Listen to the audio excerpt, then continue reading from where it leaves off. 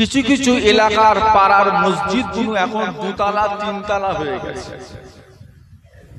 সেখানে গিয়ে আপনি দেখবেন ইমাম সাহেব নিচে আর মুসল্লি কোথায়? ইমামের মাথায় থাকার কথা ছিল পিছন, উনি উঠে গেছে। এখন মাথায় উঠে যারা নামাজ পড়ছে, ইমামকে নিচেই রেখে মাথায় উঠে যারা নামাজ পড়ছে, ওনাদের নামাজগুলো হবে না?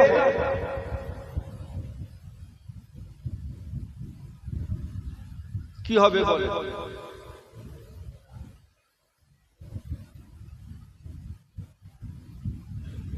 একটা কিছু হা হু দেন, হবে না? তা যে সমস্ত পাড়ায় দুতলা মসজিদ গুলো আছে, যখন আপনারা জেনে গেলেন উপরে পড়লে হবে না, তাহলে কাল থেকে সব সাইকেল নিয়ে বেরিয়ে পড়বে।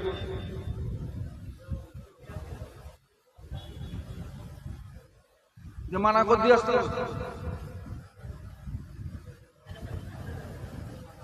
আল্লাহ নবী জামানায় দুতলা মসজিদ ছিল।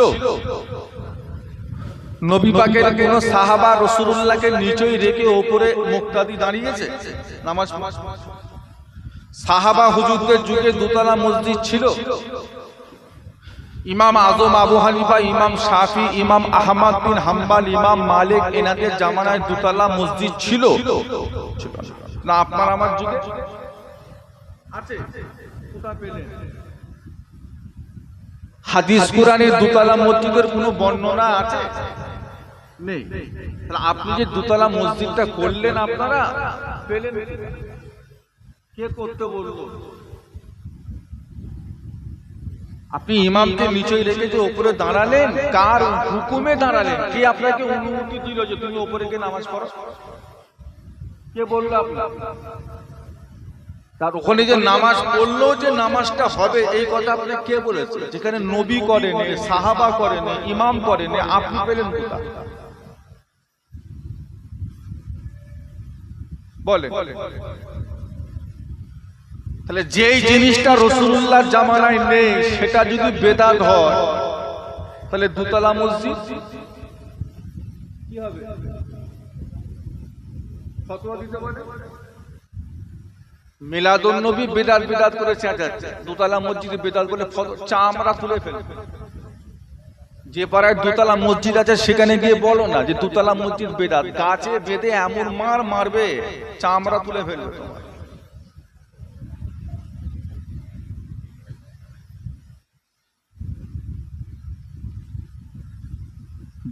মেয়ের পেটে বাচ্চা, মেয়েকে বারাসাত হসপিটালে গিয়ে ভর্তি করলেন, ডাক্তার সিজার করলো, আল্লাহর রহমতে সুস্থভাবে একটা বাচ্চা হলো। এখন ডাক্তার পরীক্ষা করে বলছে আপনার মেয়ের শরীরে তো রক্ত অনেক কম, খুব কম। এখন এই রোগীটাকে দ্রুত সুস্থ করতে গেলে 2 বোতল রক্তের দরকার, 250 করে 500 রক্ত যেমন হোক করে ব্যবস্থা করো। কি গ্রুপ না? এ প্লাস। আপনি বারাসাত ব্লাড ব্যাংকে গিয়ে 2 বোতল রক্ত নিয়ে এসে আপনার মেয়ের শরীরে দিলেন, মাশাআল্লাহ মেয়ে সুস্থ হয়ে চাঙ্গা হয়ে ঘরে চলে এলো। যেই রক্তটা আপনি আপনার মেয়ের শরীরে দিলেন, রক্তটা ইমানদারের রক্ত? তো হাহু দেন না। ইমানদারের রক্ত, নামাজির রক্ত, কার রক্ত?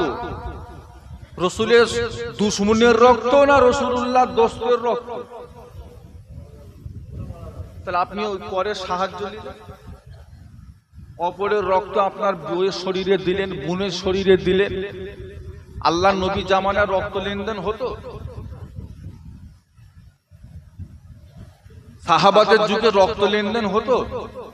আমাদের যুগে কুরআন হাদিস থেকে একটা দলিল দেন তো যে আপনি এর ভিত্তিতে রক্ত দিচ্ছেন বা নিচ্ছেন, একটা দলিল দেন কিয়ামত পর্যন্ত সময়।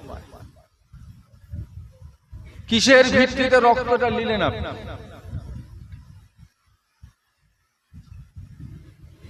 বর্তমান মানুষের শরীরের অঙ্গ ডোনেট করে, দান করে, কিডনি দেয়, চোখ দেয়, লিভার দেয়। কিডনি ট্রান্সফার হচ্ছে, লিভার ট্রান্সফার হচ্ছে।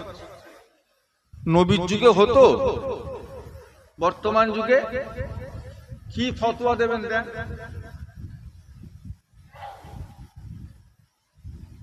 কি বলবেন বলেন? বলবেন হুজুর জান বাঁচানো, বলেন না আপনারা জান বাঁচানো ফরজ। তা জান বাঁচাবার স্বার্থে লিখছি, দাজ্জালের সামনে জান বাঁচানো ফরজ হবে না ঈমান বাঁচানো ফরজ হবে? দাজ্জালের কাছে কোনটা ফরজ হবে? দাজ্জালকে আল্লাহ বলে জান বাঁচাবে না দাজ্জালকে কাফের বলে ঈমান বাঁচাবে? মিয়া কোনটা বাঁচাবে?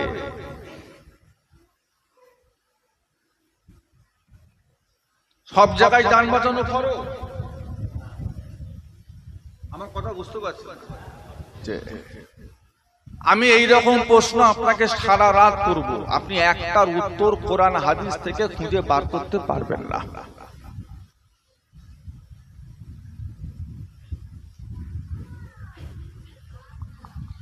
আল্লাহ নবী জামানায় কোরআন শরীফকে আল্লাহ নাযিল করেছিলেন। ওই কোরআন শরীফকে আল্লাহ যখন যতটুকু প্রয়োজন ততটুকু আল্লাহ নাযিল করলেন। ওই কোরআনটাকে জমা করেছিলেন, এক জায়গায় জড়ো করেছিলেন হযরত উসমান গনি রাদিয়াল্লাহু তাআলা আনহু। ওই কোরআন শরীফে জের জাবার পেশ তাসদীদ সাকিন নোক্তা কিচ্ছু ছিল না।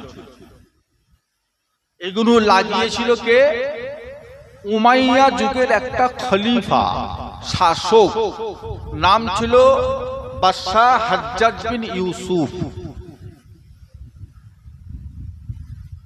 এই যে জের জবর পেশটা যে লাগিয়ে দিল কোরআনে অক্ষরে অক্ষরে, এটা কি আমাদের কিছু উপকার হয়েছে না ক্ষতি হয়েছে? কি বলছেন আপনারা? আলহামদুলিল্লাহ রাব্বিল আলামিন আর রহমানুর রহিম মালিক ইয়াউমিদ্দিন ইয়্যাকা না'বুদু ওয়া ইয়্যাকা নাস্তাঈন ইহদিনাস সিরাতাল মুস্তাকিম সিরাতাল লাযিনা আন'আমতু আলাইহিম। ঠিক বললাম না ভুল বললাম? এটা কি হবে? সিরাতাল লাযিনা আন'আমতু আলাইহিম, হয় না? সিরাতাল লাযিনা আন'আমতা আলাইহিম। এবার হয়েছে? তাহলে তের উপরে কি হবে? তের উপরে জাবার হবে না জের হবে না পেশ হবে? একটু কথা বলে। আন'আমতা যদি সঠিক হয় তাহলে তের উপরে কি অক্ষর পড়ছে? তের উপরে যাবা। তাহলে তে পড়তে গেলে আন'আমতো পড়া ভুল, আন'আমতে এটাও ভুল। সঠিক হলো আন'আমতা। তা তের উপরে, কিন্তু এই জাবারটা রাসূলুল্লাহর যুগে কথা বলে ছিল না। হলো কবে? উমাইয়া যুগে হাজ্জাজ বিন ইউসুফের জামানায়। তাহলে রাসূলুল্লাহর যুগে যেটা ছিল না সেটা যদি বেদাত হয়, তাহলে কোরআন শরীফের জের জবর লাগানোটা কি? আগে বলেন জের জবরের প্রয়োজন আছে না? না। জের জবর যদি আমি কোরআন থেকে তুলে দিই, কোনটা কি অক্ষর বা কিভাবে উচ্চারণ হবে এটা আমাদের লেগে সহজ হবে না কঠিন হবে? ক ল ক ত কি হলো?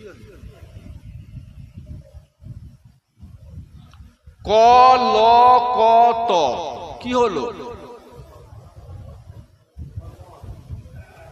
ক ল ক ত। একার ওকার আকার কিচ্ছু দিইনি আমি, শুধু অক্ষর চারটে লিখে দিয়েছি। কি হবে বলে? কি হবে? আমি এটাকে একার ওকার দিয়ে বেরিয়ে পড়বো কালো কুত্তা। ক ল ক ত এটা হবে। এটা লেখক লিখেছে, তার মূল উদ্দেশ্য হলো কালো কুত্তা। উনি বলছে হুজুর না, এই ক ল ক ত, এনে ক ল ক ত মানে কালো কুত্তা না, এটা হবে কলকাতা। এটাও হবে না? হবে না।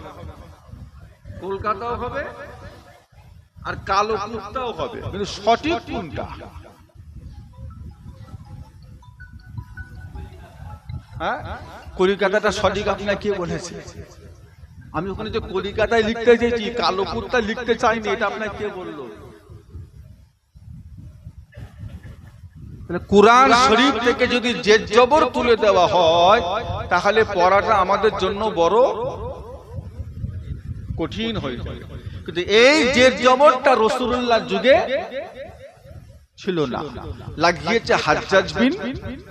তাহলে এটাও বেদাত। এটা কি বেদাত?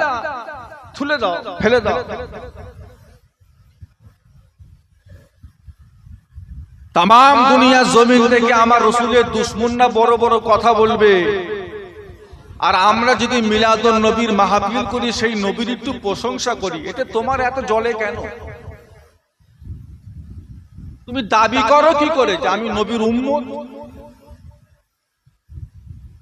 মক্কার কুফারে কুরাইশরা যখন আমার রাসূলুল্লাহর শানে যখন বিয়াদবি করতে লাগলো, কে বলে মোহাম্মদ নির্বংশ, ছেলে হয় মরে যায়, কে বলে এতিম, বাপ নেই মা নেই, কে বলে কালো কুৎসিত, এত নোংরা চেহারা আমি জীবনেও দেখিনি। এক একজন এক এক রকম ভাবে কথা বলে। আল্লাহ নবী শুনে রাসূলুল্লাহর মনে কষ্ট হয়, জবাব দেবে কে? আল্লাহ নবীর একটা মহব্বতের সাহাবা ছিলেন, নাম হলো হযরতে হাসান বিন সাবিত রাদিয়াল্লাহু তাআলা আনহু। তিনি রাসূলুল পাকের দরবারে হাজির। ইয়া রাসূলুল্লাহ, হাবিবাল্লাহ, রাস্তা দিয়ে আসছিলাম, কতগুলি মানুষ আপনাকে কবিতা করে করে বানিয়ে বানিয়ে গাল পাচ্ছে, কবিতা ছন্দে আপনাকে গালিগালাজ করছে। তা আপনি যদি আমাকে একটু অনুমতি দেন, আমি হাসান, আমিও একজন কবি, তা আমিও খুব সুন্দর করে বেনিয়ে বেনিয়ে ওদের জবাবগুলো দিতাম। আল্লাহ রাসূল বললেন, পারবে? জি হুজুর, আমি পারবো, আপনি হুকুম দেন। আল্লাহ রাসূল বললেন, সাবিত, হাসান বিন সাবিত, যারা আমাকে গাল দিচ্ছে তারা আমার পর নয়, তারা আমার চাচা, তারা আমার চাচাতো ভাই, তারা আমারই বংশে, তারাও কুরাইশ আর আমি রাসূলুল্লাহও কুরাইশ। এখন তুমি যদি ওদেরকে জবাব দিতে গিয়ে বংশ তুলে জবাব দাও, তাহলে ওই গালটা আমি রাসূলুল্লাহর কাছে এসো লাগবে। আমি নবী তোমাকে অনুমতি দেবো কি করে যে ওদেরকে তুমি ছোট করো, জবাব দাও। হযরতে হাসান বিন সাবিত রাদিয়াল্লাহু তাআলা আনহু বললেন, হুজুর, এসব নিয়ে আপনি চিন্তা করবেন না, ওটা আপনি আমার দায়িত্বে ছেড়ে দেন। কেমন? বলছে, হুজুর, একটা মহিলা যখন রুটি তৈরি করে, রুটি তৈরি করার আগে ময়দা হোক, গম হোক, জবের আটাটাকে হোক, প্রথম খমির করতে হয়, পানি দিয়ে খামির করতে হয়। ইয়া রাসূলুল্লাহ, হাবিবাল্লাহ, ওই খামিরের ভেতরে যদি মহিলাটা একটা মাথার চুল দেখতে পায়, ওই চুলটাকে যখন টেনে টেনে বার করে, ওই চুলের সাথে কি খামির কিছু কিছু উঠে আসে? চুলের সাথে খামির উঠে আসে? খামির বুঝতে পারছেন না?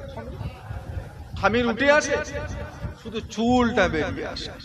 ইয়া রাসূলুল্লাহ, হাবিবাল্লাহ, যেমন খামিরের ভেতর থেকে চুল টেনে বার করলে চুলের সাথে খামির আসে না, আমি ওদের বিরুদ্ধে কবিতা বানাবো আর ওদের ভেতর থেকে আপনাকে ঠিক চুলের মতো বার করে নিয়ে চলে আসবো। আপনার গায়ে কিচ্ছু লাগবে না, আপনি আমাকে হুকুম দেন, আমি ওদের জবাবগুলো দিই। ইয়া রাসূলুল্লাহ, ওরা আপনাকে খুব ছোট বড় কথা বলে। আল্লাহর নবী ওনার জন্য একটা মেম্বার করে দিলেন, ওনাকে বলা হয় শায়েরে রাসূল, রাসূলের কবি হযরতে হাসান বিন সাবিত।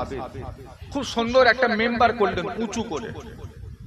হাসান, তুমি যখন কবিতা বলবে এখানে উঠে গিয়ে বলবে, সবাই যেন তোমায় দেখতে পায়, সবাই তোমার মুখের কবিতা শুনবে। উনি যখন কবি বলতেন, কবিতা বলতেন, ওর উপরে উঠে যেতেন, আর নবী পাক নিচে শুনে শুনে দোয়া করতেন, আল্লাহ আমার হাসানের হায়াতকে বাড়িয়ে দাও। হাসান যদি ইন্তেকাল হয়ে যায়, মারা যায়, জবাব দেবে কে? আল্লাহ। আল্লাহ তুমি হায়াতকে বাড়িয়ে দাও। সেই হাসান বিন সাবিতের হায়াতকে আল্লাহ 111 বছর আল্লাহ হায়াত দিয়েছিলেন। নবী দোয়া চেয়েছিলেন, আল্লাহ আমি রাসূলুল্লাহ যখন বিপদ আপদে পড়ে যায়, জিবরাইল যেমন আমাকে সাহায্য করে যায়, আমার হাসান যদি কোনোদিন কবি তৈরি করতে করতে যদি অসুবিধার মধ্যে পড়ে যায়, তাকেও যেন জিবরাইল এসে যেন সাহায্য করে যায়। একটু মহব্বতে বলা যাবে না? শুধু রসুলের দুশমনরাই কথা বলবে? আর আমরা যদি একটু মিলাদুন নবীর মাহফিল করি, নবীর শান শওকত একটু আলোচনা করি, তাতেই আপনার মনে দুঃখ? বেদাত, বেদাতে দেখলেন কি এখানে? এখানে আপনি বেদাতে দেখলেনটা কি?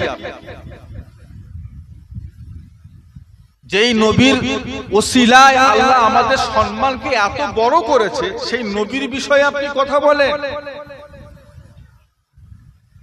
যেখানে সমস্ত নবী আমার উম্মত, নবীর উম্মত হবার লাগে এত মনে আশা, আর সেখানে আল্লাহ খুশি হয়ে আপনাকে আখরি নবীর উম্মত করলো, আর সেই নবীর মিলাদকে আপনি ছোট করছেন। আল্লাহ রাব্বুল আলামিন হযরতে নবী মুসা আলাইহিস সালামকে আল্লাহ তাওরাত শরীফ দান করেছিলেন। আসমানি কিতাবের ভিতরে সবচাইতে বড় কিতাবের নাম হলো তাওরাত। হযরতে নবী মুসা তাওরাত শরীফটা পড়লেন, পরে একদিন তুর পাহাড়ে চলে গেলেন। ও রব্বুল আলামিন আল্লাহ পাক, আমি নবী মুসা তাওরাত শরীফ পড়েছি আল্লাহ। ওই তাওরাত শরীফ পড়তে পড়তে একদল উম্মতের কথা বললাম, যে উম্মাতিরা দুনিয়াতে শ্রেষ্ঠ উম্মাত হবে। ও রব্বুল আলামিন আল্লাহ পাক, আমি নবীর মুসার উম্মতকে সেই উম্মত বানিয়ে দিন। আল্লাহ পাক বলে, না নবী মুসা না, সেই উম্মত তোমার উম্মত না, সেই উম্মত হয়ে যাবে আমার আহমদের উম্মত। মহব্বতে বলুন না, ওটা তোমার উম্মত না, ওটা আমার আহমদের উম্মত। যেই নবী সম্পর্কে তোমাকে আমি আল্লাহ আসমানে শুনিয়েছিলাম, যুগে যুগে নবী রসুল পায়গম্বর এসেছে, আসবে, একই যুগে দু তিনটে নবীও এসেছে, আসবে। তবে শুনে রেখে দাও, তোমরা যদি খবর পেয়ে যাও আমার আখরি নবী দুনিয়ায় পৌঁছে গেছে, তোমাদের নবুয়ত ক্যান্সেল হয়ে যাবে, তোমাদের প্রত্যেকের দায়িত্ব হয়ে যাবে আমার সেই নবীকে সাহায্য করা। জোরে বলুন না। একটা নবী এলে আর একটা নবীর নবুয়ত ক্যান্সেল হয় না। নবী ইব্রাহিম আলাইহিস সালাম বাপ, তিনি নবী। তেনার ছেলে হযরত ইসমাঈল আলাইহিস সালাম, তিনিও নবী। তেনার আরেকটা ছেলে নবী ইসহাক আলাইহিস সালাম, তিনিও নবী। একই জামানায় তিনটে নবী, কিন্তু কোন নবীর নবুয়ত নষ্ট আল্লাহ। কিন্তু আমার নবীর বিষয়ে বলা হয়েছে, যদি দুনিয়ায় পৌঁছে যায় তোমাদের নবুয়ত সব ক্যান্সেল, তোমাদের আর কোনো হুকুম নেই, কোনো দায়িত্ব নেই, তোমাদের দায়িত্ব হয়ে যাবে আমার ওই নবীকে সাহায্য করা। জোরে বলুন না। হযরত নবী মুসা আলাইহিস সালাম আবার বলে, আল্লাহ পাক তাওরাত শরীফ পড়তে পড়তে একদল উম্মাতির কথা আমি নবী মুসা বললাম, যেই সমস্ত উম্মাতিদের জন্য তামাম দুনিয়াটাকে আল্লাহ আপনি মসজিদ বানিয়ে দেবেন, সেই উম্মত আপনি আমার উম্মতকে বানিয়ে দিন। আল্লাহ পাক ওই সময় বলে, নবী মুসা, সেই উম্মাত তোমার উম্মাত হবে না, সেই উম্মাত হয়ে যাবে আমার আখরি জামানার নবীর উম্মাত। ও ভাইয়েরা, হযরত নবী মুসা আলাইহিস সালাম আবার বলে, আল্লাহ তাওরাতের মধ্যে একদল উম্মতের কথা আমি নবী মুসা পড়লাম, যাদের শরীরে নাপাক লাগবে, যাদের জামা কাপড়ে নাপাক লাগবে, পানি দিয়ে ধুলে আবার পাক হয়ে যাবে। আর আমার উম্মতদের উপরে কত কঠিন হুকুম, জামা কাপড়ে নাপাক লাগলে কাপড়টা কেটে ফেলে দিতে হবে, চামড়ায় নাপাক লাগলে চামড়া চেঁচে ফেলে দিতে হবে। আর সেই উম্মতদের নসিব হলো জামা কাপড়ে শরীরে নাপাক লাগলে পানি দিয়ে ধুলে পরিষ্কার হয়ে যাবে। আল্লাহ আমার উম্মতদের করে সেই উম্মত বানিয়ে দিন। আল্লাহ বলে, নবী মুসা, সেই উম্মত তোমার উম্মত নয়, সেই উম্মত হয়ে যাবে আমার আখরি জামানার নবীর উম্মত।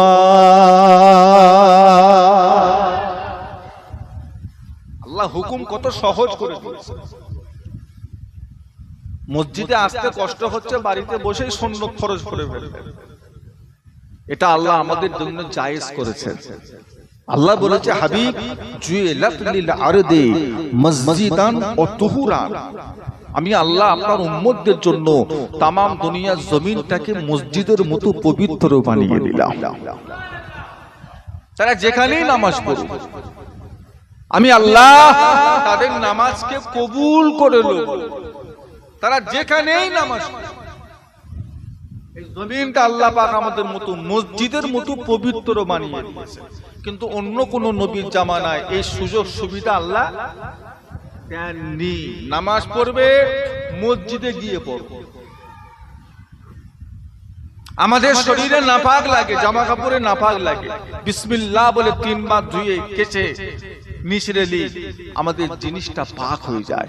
কিন্তু নবী মুসার জামানার হুকুম ছিল যেখানে নাপাক লাগবে সেই জায়গাটাকে কেটে ফেলে দাও। চামড়ায় লেগে গেলে চামড়া চেঁচে, কত কঠিন হুকুম। নবী মুসা বলছে আল্লাহ আমার উম্মতকে করে দেন, বলে হবে না, এ নসিব এ তকদীর আমার আহমদের উম্মতরা পাবে। জোরে বলুন না সুবহানাল্লাহ। হযরতে নবী মুসা আলাইহিস সালাম আবার বলে আল্লাহ পাক ও রব্বুল আলামিন, আল্লাহ তাওরাতের মধ্যে একদল উম্মতের কথা বললাম যারা তাদের উপরে যেই কিতাবটা আপনি নাযিল করবেন সেই কিতাবটা তারা মুখস্থ করে ফেলবে, আর অন্যান্য নবীর উপরে যে কিতাবগুলো নাযিল করে দিয়েছেন সেই কিতাবগুলোর উপরও তারা ঈমান আনবে। আমাদের তাই তো হয় নাকি? আমরা শুধু কোরআনকে মানি না সমস্ত আসমানি কিতাবকেই মানি? কি মানি আমরা?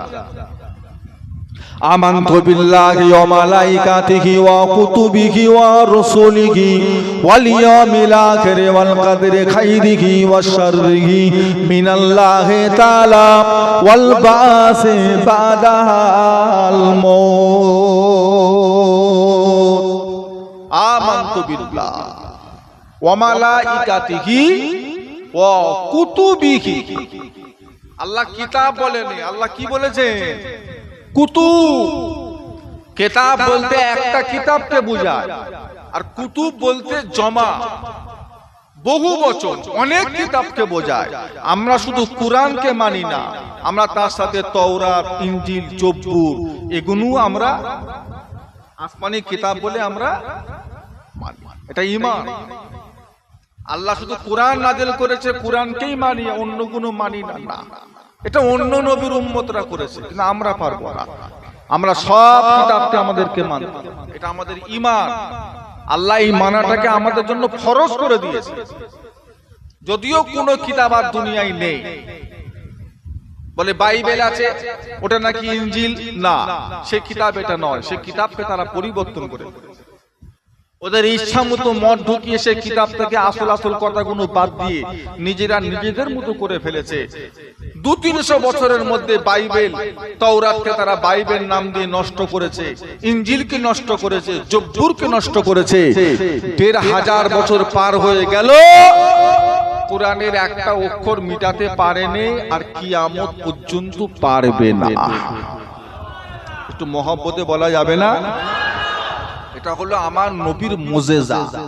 এটা আমার নবী একটা মুজিজা, মানে বোঝে না, মতলব বোঝে না, কিচ্ছু বোঝে না, কিন্তু 14 বছরের ছেলে 30 পারা কোরআনটা সিনাই নিয়ে ঘুরে বেড়াচ্ছে। এটা একটা কোরআনের মুজিজা। 30 পারা কোরআন, 114টা সূরা, এটা মুখস্থ করাটা খুব ছেলে খেলার ব্যাপার নয়। একমাত্র আল্লাহর খাস দয়া ছাড়া এটা জীবনেও সম্ভব নয়।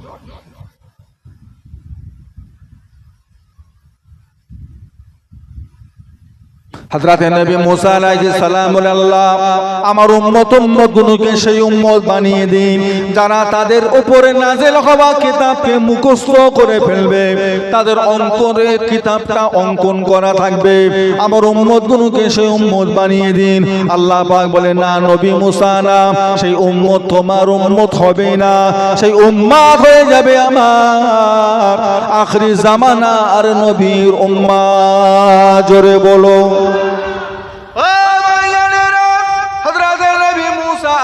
সালাম বলে আল্লাহ তাওরাতের মধ্যে আপনি যে আমার উপরে কিতাব দিয়েছেন, একদল উম্মতের কথা বললাম, তারা যুদ্ধ করবে, জিহাদ করবে, কাফেরদের বিরুদ্ধে তারা যুদ্ধ জিহাদ করবে। কাফেররা যখন হেরে চলে যাবে, তাদের রেখে যাওয়া মাল সম্পদ গুলো তাদের জন্য নেওয়াটা জায়েজ হয়ে যাবে, হালাল হয়ে যাবে, যাকে বলা হয় গনিমতের মাল। আল্লাহ পাক এই গনিমতের মাল আমার উম্মতদের জন্য আপনি হারাম করেছেন, তাদের জন্য জায়েজ করেছেন। আল্লাহ আমার উম্মতদের জন্য গনিমতের মালকে জায়েজ করে দিন। আল্লাহ বলে না, হবে না, হবে না, তোমার উম্মতদের জন্য গনিমতের মাল জায়েজ হবে না। গনিমতের মাল জায়েজ হয়ে যাবে আমার আখিরি জামানার নবীর উম্মতদের উপরে। জোরে বলো গনিমতের মাল। নবী মুসা আলাইহিস সালাম যখন যুদ্ধ করতেন কাফেরদের সাথে, কাফেররা যখন হেরে চলে যেত, তাদের রেখে যাওয়া মালগুলোকে মাঠের মধ্যখানে এক জায়গায় জড়ো করে দেওয়া হতো, আর আসমান থেকে আগুন এসে ওই মালগুলোকে জ্বালিয়ে পুড়িয়ে শেষ করে দিত। কিন্তু আমার নবীর উম্মতদের লেগে আল্লাহ কাফেরদের রেখে যাওয়া মালগুলো নেওয়া, এটা আল্লাহ আমাদের জন্য জায়েজ করেছে। আমার নবীর উম্মতরা নিয়েছেন কাফেরদের রেখে যাওয়া মাল। তারা হারার পর যখন ছুটে ছুটে চলে গেছে, পালিয়েছে, সে সমস্ত মাল আমার নবী সাহাবা হুজুরদের ভিতরে ভাগ বন্টন করে দিয়েছেন। এটা আল্লাহ পাক জায়েজ করেছিলেন। জোরে বলুন না সুবহানাল্লাহ।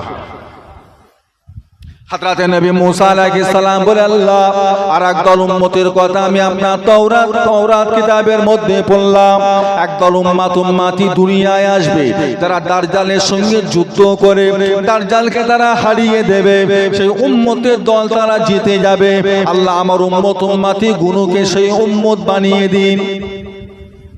ও ভাইয়ানেরা, আল্লাহ সময় বলবেন নবী মুসা, ও আমার নবী মুসা, সেই উম্মত তোমার উম্মত হবে না। দাজ্জালকে হারাবার মতো যোগ্যতা তোমার উম্মতের নাই, তোমার উম্মত হবে না, এই নসিব সেরা পাবে না। এই রকম নসিব হয়ে যাবে, দাজ্জালকে হারিয়ে দেবে তোমার উম্মত নয়, দাজ্জালকে যুদ্ধ করে হারিয়ে দেবে আমার আখিরি জামানার নবীর উম্মতিরা।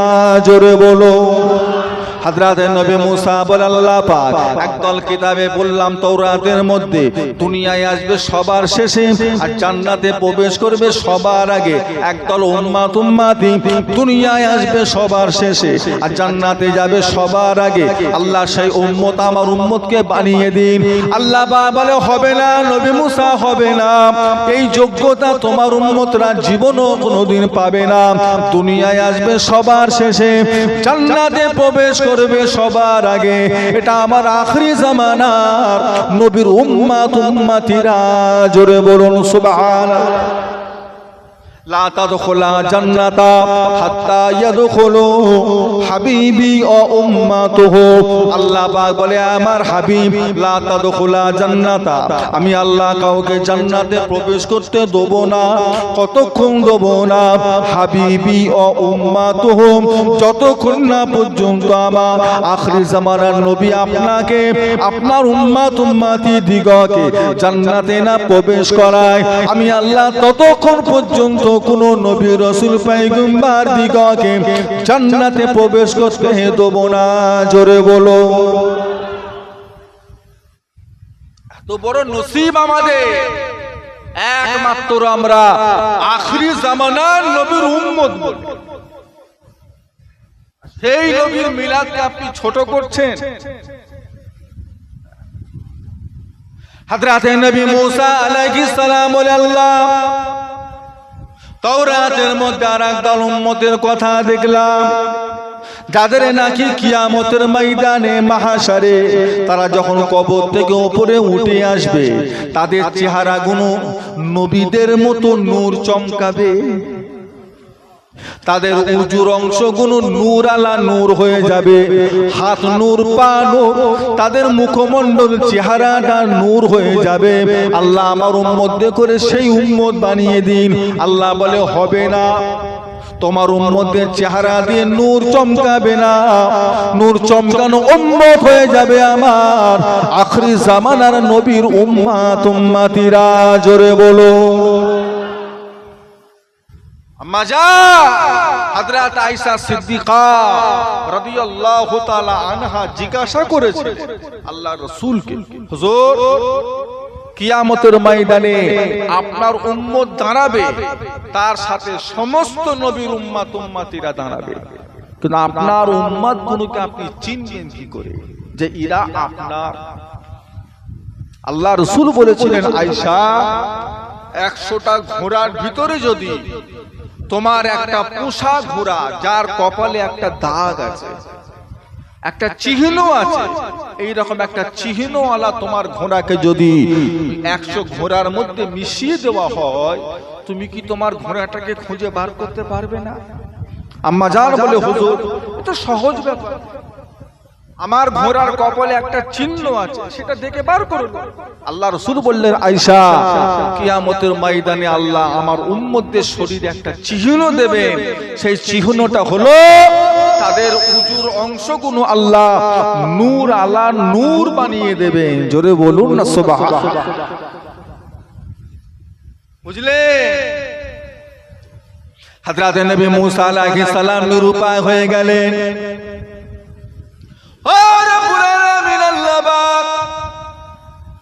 যতটা প্রশংসা আমি করলাম, সবাই আপনার আখিরি জামানার নবীরা পাবে, নবীর উম্মতিরা পাবে, এই দরজা তারা পাবে। আল্লাহ পাক, আমি নবী মুসা নবী হয়ে থাকতে চাই না, আমি নবী মুসা নবী হয়ে থাকতে চাই না, আমি নবী মুসাকে আপনি আখিরি জামানার নবীর উম্মত বানিয়ে নিন। যাদের নসিব এত বড়, কপাল এত বড়, দুনিয়ায় আসবে শেষে জান্নাতে যাবে সবার আগে, তাদের উজুর অংশ নূর হবে, তারা দাজ্জালকে জানে মেরে ফেলবে, তাদের ঈমান এত মজবুত হবে। আমার উম্মতিরা যখন হলো না, আল্লাহ আপনি আমি নবী মুসাকে ওই আখিরি জামানার নবীর উম্মত বানিয়ে নিন। আল্লাহ পাক ওই সময় বলে, নবী মুসা আমি আল্লাহ লক্ষ লক্ষ কোটি কোটি বান্দা বান্দীদের ভিতরে, বান্দাদের ভিতরে তোমাকে নিযুক্ত করেছি নবী হিসাবে, শুধু নবী নয় রাসূল হিসাবে দুনিয়ার বুকে পাঠিয়েছি, আসমানি কিতাব দিয়েছি। ও হযরত নবী মুসা, এই দুটো নিয়ে তুমি খুশি হয়ে যাও, সন্তুষ্ট হয়ে যাও, আখিরি জামানা নবীর উম্মত তোমায় হতে হবে না, আমি আল্লাহ তোমাকে নবুয়ত দিয়ে পাঠিয়েছি, এতেই তুমি খুশি হয়ে যাও। হযরত নবী মুসা বলেন, আল্লাহ পাক যদি আপনি আমাকে নবী রাসূল পয়গম্বর করেছেন, আসমানি কিতাব দিয়েছেন, জগতে আপনি খুশি করে দিয়েছেন, সেই জন্য আমি নবী মুসা এর উপরই সন্তুষ্ট হয়ে গেলাম। জোরে বলো। নবী মুসাও চেয়েছিলেন, আল্লাহ আমাকে নবী করার দরকার নেই, আমাকে আখিরি নবীর উম্মত করে দেন, আমি নবী মুসা আমার নসিবটাকে বড় মনে করব। কত বড় কথা বলেন, কত বড় কথা। নবীদের কোনো গুনাহ আছে? একটু কথা বলেন, নবীদের কোনো গুনাহ আছে? সাগীরা কাবীরা, ছোট বড়, জানা অজানা কোনো গুনাহ? নবীরা দুনিয়ায় আসার পরে নবী না জন্মাবার আগে থেকে নবী? নবীরা নামাজ পড়ে পড়ে নবী না আসবার আগে আল্লাহ নবী করি দুনিয়ায় পাঠিয়েছে? কি বিশ্বাস আপনার? আমার নবী 40 বছর বয়সের পর থেকে নবী না আগে থেকে নবী? কি বলছেন আপনারা? কত আগে? যখন আদম আলাইহিস সালাম তেনার শরীরটাকে আল্লাহ তৈরি করেছে, শরীরে রূহ আল্লাহ দেননি, তারও অনেক আগে আল্লাহ নূরে মুহাম্মাদিকে আল্লাহ তৈরি করে রেখেছিলেন। বুঝতে পারছেন না? এখন সব ইউটিউব বক্তা, ইউটিউব ভক্ত শ্রোতা, দেশে বিদেশে হাজার রকমের আলেমের অশ্বনে, মুক্তিদের অশ্বনে, এরা নবীকে 40 বছরের আগে নবী বলে মানতে রাজি নয়। এরা বলে নবী 40-এর পরে নবী, 40-এর আগে নবী নয়। নাউযুবিল্লাহ। আমার নবী আল্লাহ 40 বছর বয়সে ঈমান ইসলাম দ্বীনের প্রচার প্রসারের কাজের আল্লাহ শুরু করতে বলেছে। নবী জন্মাবার আগে থেকে নবী, এই আকীদা আমাদের। দুনিয়ার বুকে আল্লাহ পাক দুটো নবী পাঠিয়েছিলেন, যে এই দুটো নবীর কোনো বাপ ছিল না। একজনা হলেন হযরতে নবী আদম আলাইহিস সালাম, আর একজনা হলেন হযরতে নবী ঈসা আলাইহিস সালাম। হযরতে নবী ঈসা আলাইহিস সালামের কোনো বাপ নাই, বিনা বাপে আল্লাহ পাক তেনাকে মা মারিয়াম আলাইহিস সালামের রেহেমে আল্লাহ পাঠিয়েছিলেন। ও ভাইজানেরা, আম্মা জান হযরতে মা মারিয়াম আলাইহিস সালাম যখন প্রসব জন্ম দিলেন, পাড়ার লোকেরা তেনাকে ছোট করে, যা তা কথা বলে, গালিগালাজ করে, দুর্নাম বদনাম করে। এই মারিয়াম সন্তান কোথায় পেলে? তোমার এখনো বিয়ে হয়নি, তুমি বাচ্চা কোথায় পেলে? এর বাপের পরিচয় দাও। এই বাপ কোনটাকে তুমি জানো, ঠিক করে বলো। কোথায় তুমি জেনা করেছো, ব্যভিচারী কোথায় কি করেছো বলো, গ্রাম থেকে তোমাকে বার করে দেওয়া হবে। এই পুরুষের বাপের পরিচয় দাও, ছেলের বাপের পরিচয় দাও। হযরতে মা মারিয়াম আলাইহিস সালাম কাঁদতে লাগলেন, ও রব্বুল আলামিন আল্লাহ পাক, আমি মারিয়াম জেনাকারী নয়, আমি মারিয়াম অত্যাচারকারী নয়, আমি মারিয়াম ব্যভিচারিণী নয়। কেউ মানুক আর নাই মানুক, আল্লাহ আপনি তো জানেন। আল্লাহ এই বাচ্চা কি করে আমার পেটে এলো, গ্রামের মানুষকে আমি কি বলে বুঝাবো, কি আমি এর পরিচয় দেবো, বাপের পরিচয় কি দেবো? আল্লাহ রাব্বুল আলামিন 5 দিনের বাচ্চা হযরতে নবী ঈসা রূহুল্লাহর জবান আল্লাহ খুলে দিলেন। 5 দিনের বাচ্চা হযরতে নবী ঈসা রূহুল্লাহ ছোট বাচ্চা শুয়ে শুয়ে বলতে লাগলেন, ও আমার কওমের মানুষেরা, আমার মা নিষ্পাপ, আমার মা ব্যভিচারিণী নয়, আমার মা কোনো জিনাকারী নয়। আল্লাহ রাব্বুল আলামিন আমাকে আমার মায়ের পেটে কুদরতি ভাবে পাঠিয়ে দিয়েছেন। ও আমার কওমের মানুষেরা, আল্লাহ পাক আমাকে তোমাদের জন্য এই জামানা নবী করে দুনিয়ায় পাঠিয়েছে। জোরে বলুন না। ঈসা আলাইহিস সালাম 5 দিনের ছেলে, নিজেকে কি বলে পরিচয় দিয়েছে? নবী। আর আমার নবী 40-এর পরে নবী। একটু কথা বলেন বাবা, 40-এর পরে নবী না 40-এর আগেও? কি বলছেন আপনারা? আকীদা ঠিক রাখেন, বিশ্বাসটা ঠিক রাখেন, ঈমানটা ঠিক রাখেন, আমল একটু কম হোক সমস্যা নেই, অত বক্তার আওয়াজ শোনা দরকার নেই। দাড়ি থাকলেই হলো, টুপি থাকলেই হলো, হ্যাঁ মুসলমান হলেই হয়ে গেল? শুধু মুসলমান পরিচয়ে দাম নেই, শুধু মুসলমান এটা আমরা কেউ পরিচয় দিতে পারবো না। শুধু মুসলমান শিয়া দাবি করে। শিয়ারা নিজেদেরকে কি বলে দাবি করে? হিন্দু বলে। কি বলে? বলে আমরা কাদিয়ানি, গোলাম আহমদ কাদিয়ানি মির্জা, তারা নিজেদেরকে কি বলে দাবি করে? বলে মুতাজিলা। তারা নিজেদেরকে কি বলে দাবি করে? ওয়াহাবি। তারা নিজেদেরকে কি বলে দাবি করে? কি বলে? ওয়াহাবিরা কি বলে? আমরা খ্রিস্টান বলে। কি বলে? আর আমরাও কি বলছি? তাহলে আপনার পাড়ায় যদি 4টে শিয়া থাকে, ওই 4টে শিয়া মিলে যদি একটা গরু কিনে কুরবানি ভাগে দেয়, আর আপনিও একটা ভাগ খুঁজছেন কুরবানি দেবেন বলে, শিয়ারা যদি আপনাকে বলে ভাই 7,000 টাকা দে, তোরও একটা নাম দিই আমাদের গরুর সাথে, আই 5 জন মিলে গরুটা কুরবানি দিই, আপনি কি শিয়াদের সাথে এক ভাগে কুরবানি দিতে রাজি হবেন? একটু হ্যাঁ, যেটা ঈমানে আছে সেটা বলে, যেটা বিশ্বাসে আছে সেটা দেবে। তাহলে বলছেন সব মুসলমান এক ব্যাপার, দেন ওদের সাথে কুরবানি দেন।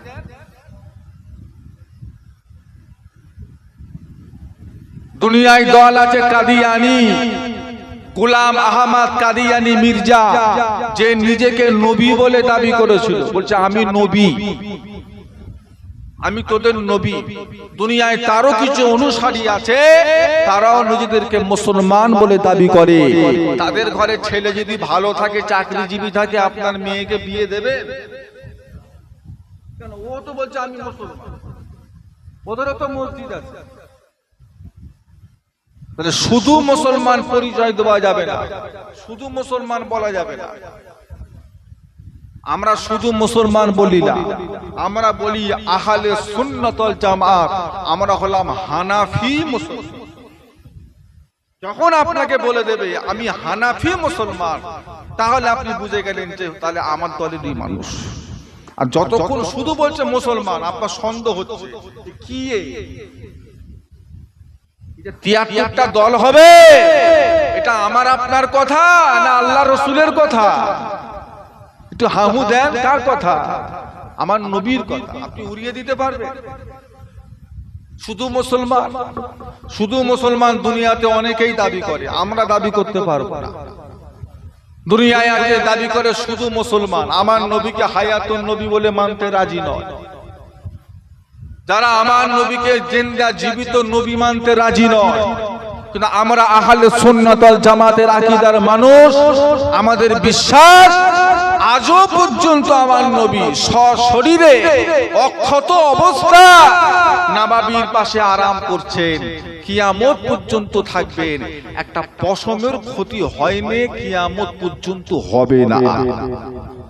ইন্নাল্লাহা হাররামা আলাল আরদে আনতাহা কুলা আসাজাল আম্বিয়া। প্রত্যেকটা নবীদের লাশকে মাটির জন্য খাওয়া, এটা আল্লাহ হারাম করে দিয়েছে। বিশ্বাস আছে আপনাদের? এটা ঈমান। কেউ যদি বলে দেয় জিন্দা নবীকে তালাক দিলাম, আপনি হ্যাঁ হ্যাঁ করে হাসছেন, হ্যাঁ ঈমান চলে যাবে, কাফের হয়ে যাবে। বক্তাদের ওয়াজ শুনছেন না? বলছে শবে বারাতের রাত্রিরে মসজিদে ইবাদত করার থেকে বেশ্যাখানায় যাওয়া ভালো। বলেছে না বলেন? তো হাহু দেন, আমি একা হবো কেন? আপনারা বলেন, শুনেন না আপনারা? তাহলে ওর ভেতরটা কত নোংরা করে।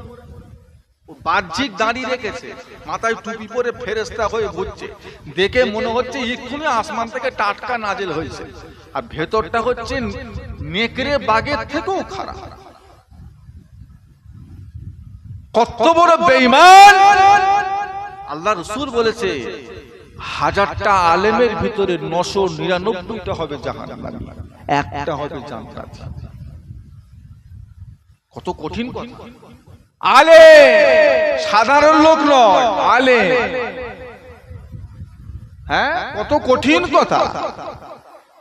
আমার ভাইজানেরা, বাবাজিরা, বলছো নবী কিয়ামতে বাঁচবে কি করে ঠিক নেই, নবী আমার তোমাকে শাফাআত করবে। বলো নাউযুবিল্লাহ। হ্যাঁ,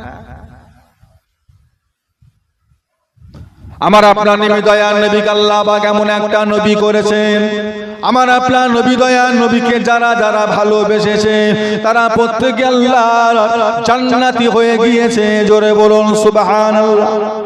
ও ভাইজানেরা, মানুষ নয়, শুধু মানুষ নয়, আল্লাহ নবী হিজরত করেছিলেন, মক্কা শরীফ থেকে মদিনা শরীফে গিয়েছিলেন।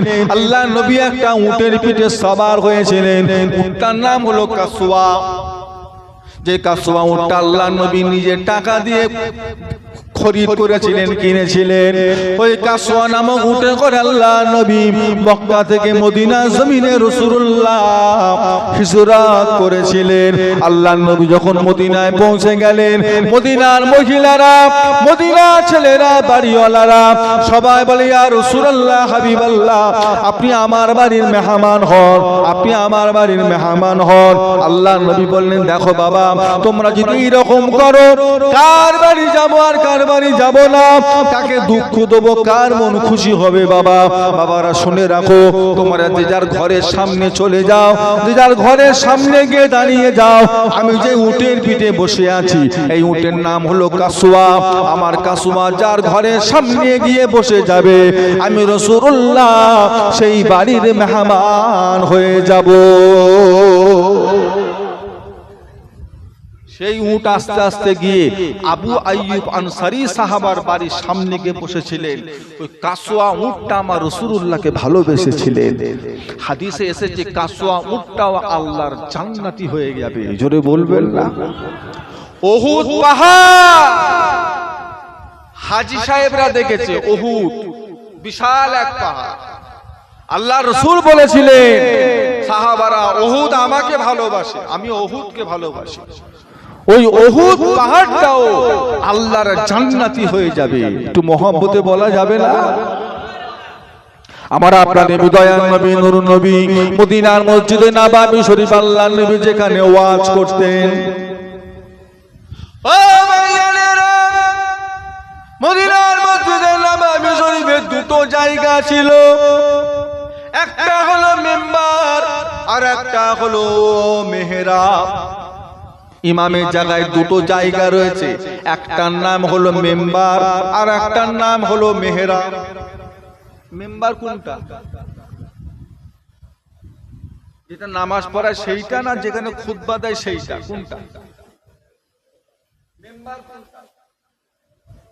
যেখানে খুতবা দেয়। আর যেটা নামাজ পড়ায় সেই জায়গাটাকে কি বলা হয়?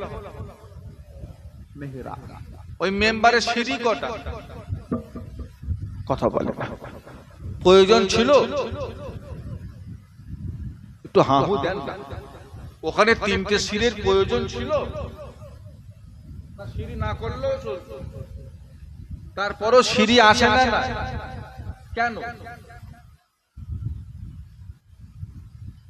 কি হিকমত? ওখানে কেন থাক থাক করলো? তাম পৃথিবীর মসজিদে যেখানেই যান দেখবেন মেম্বারে তিনটে করে থাক। কেন? বলবে হুজুর ইমাম সাহেব উপরেরটায় উঠবে, সবাই আমরা ইমামকে দেখতে পাবো। তাহলে ইমাম একদম সবার উপরে উঠে খুতবা দেয় তো? তাও তো হা হুজুর। কেন নিচেরটাই কেন? যখন আরো সিঁড়ি আছে একটু উঠুক না, আর একটু উঠুক, উঠে দিয়ে। এটা কোরআনের হুকুম না, এটা হাদিসের হুকুম না, এটা ছিল আমার রাসূলুল্লাহ সাহাবা হুজুরদের আদব। জোরে বলুন না সুবহানাল্লাহ। আদব। আপনি যদি একটা আল্লাহওয়ালার উজু করার জন্য যদি এক লোটা পানি নিয়ে যান, একটা আল্লাহওয়ালা উজু করবে, নামাজ পড়বে, মসজিদে ঢুকবে, যদি তার জুতো দুটো যদি আপনি হাতে করে যদি একটু সাইডে রেখে দেন, আপনার ছেলে বলবে আব্বা পাগলা হয়ে গেছে। কোথাকার কি একটা বুড়ো ভাম এসেছে, তার জুতো নিয়ে আমার বাবা ঘাঁটছে, তো পাগল হয়ে গেছে। আদব। ওই একদম উপরে খুতবা দিলেন দিন দুনিয়ার বাদশা হাবিবুল্লাহ জনাবে মুহাম্মদুর রাসূলুল্লাহ সাল্লাল্লাহু আলাইহি ওয়াসাল্লাম একদম উপরেরটাই উঠে খুতবা দিতেন। আল্লাহ রাসূল যখন ইন্তেকাল করলেন, ইসলামের প্রথম খলিফা হলেন আমিরুল মুমিনিন খলিফাতুল মুসলিমিন হযরত আবু বকর সিদ্দিক রাদিয়াল্লাহু তাআলা আনহু। নবীর ইন্তেকালের পরের জুম্মায় যখন আবু বকরকে নিয়ে আসা হচ্ছে মসজিদে ইমামতি করার জন্য, খুতবা দেবেন বলে যখন নিয়ে আসা হচ্ছে, সবাই ধরে ধরে আনছে, তিনি কেঁদে কেঁদে লুটিয়ে পড়ছেন, সবাই তাকে চাকিয়ে চাকিয়ে নিয়ে যাচ্ছে।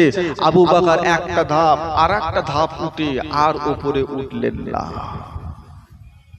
সবাই বলছে আবু বকর ওঠে, আর একটু ওঠে, বলছে না। কেন? বলছে এই জায়গায় দাঁড়িয়ে দিন দুনিয়ার বাদশা সারাটা জীবন খুতবা দিয়েছে, ওই জায়গায় দাঁড়িয়ে খুতবা দেওয়ার মতো যোগ্যতা আমি আবু বকরের নেই। এত বড় বিয়াদবি আমার পক্ষে সম্ভব নয়, আমি পারব না। এক ধাপ নেমে গেলেন। 2.5 বছর দিন ইসলামের খেদমত করলেন। মদিনার মসজিদে নববীতে 2.5 বছর খেদমত করলেন। 2.5 বছর যাওয়ার পরে তিনি শহীদ হয়ে গেলেন। ইসলামের দ্বিতীয় খলিফা আমিরুল মুমিনিন হযরত ওমর ফারুক রাদিয়াল্লাহু তাআলা আনহু হলেন। তিনাকেও যখন ধরে ধরে নিয়ে যাওয়া হচ্ছে, হযরত ওমর ফারুক তিনি একটা ধাপে পা দিয়ে আর উপরে ওঠার সাহস করলেন না। বলে এই জায়গায় দাঁড়িয়ে আবু বকর খুতবা দিয়েছে, আমার নবী পাকের হিজরতের সাথী, কবরের সাথী, আর আমি ওমর সেখানে উঠে পড়বো, ওইখানে উঠে খুতবা দেবো? এটা আমার পক্ষে সম্ভব না, আমি পারবো না। আমি এখানে দাঁড়িয়ে খুতবা দিই। ওমর ফারুক আর একটা সিঁড়ির নিচেই নেমে গেলেন। সেই থেকে আজ পর্যন্ত তামাম পৃথিবীর মসজিদে 3টে সিঁড়ি থাকে, কিন্তু ইমাম থাকে সবার প্রথমে, উপরের দুটো ওঠার সাহস ইমামের নেই। এটা সম্পূর্ণ কোরআন হাদিস ভিত্তিক কোনো দলিল নয়, এটা হলো আদব। এটা হলো, কিন্তু আপনাদের এই গ্রামে কি রাসূলুল্লাহ এসে খুতবা দিয়েছে নাকি? দিয়েছে? তারপরে ইমাম উঠবে? উঠবে। এটা কি আদব? এটা আদব।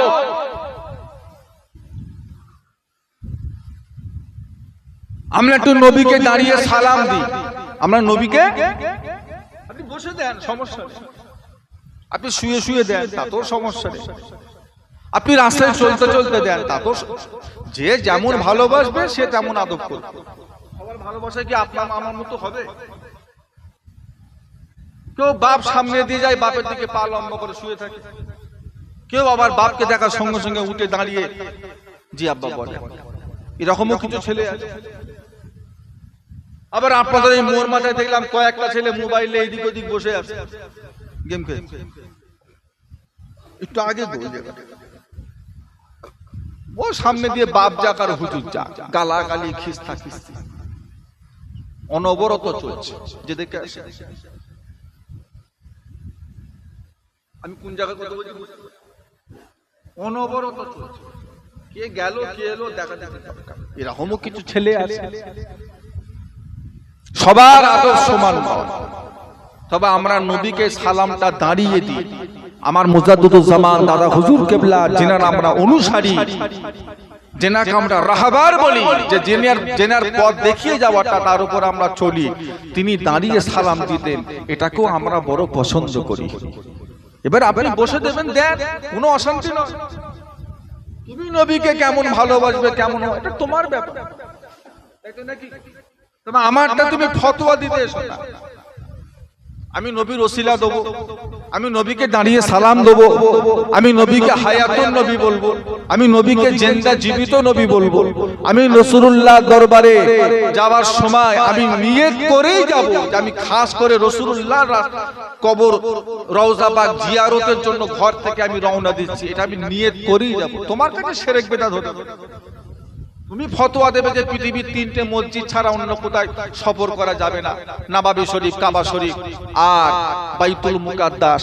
রাসূল বলেছে যে ব্যক্তি কাবা এসে নামাজ পড়লো 1 রাকাতে 1 লক্ষ, যে নববীতে পড়লো 1 রাকাতে 50,000, আর যেই ব্যক্তি বাইতুল মুকাদ্দাসে গিয়ে পড়লো তার 1 রাকাতে 25,000। জোরে বলবেন না? 3টে মসজিদের কথা সব সময় শুনেছে। আর একটা মসজিদ আছে বরকতপূর্ণ মসজিদ, এটা ওরা বলবে না, জানে না, বলবে না। সেটা হলো মদিনার মসজিদ, মসজিদে কুবা।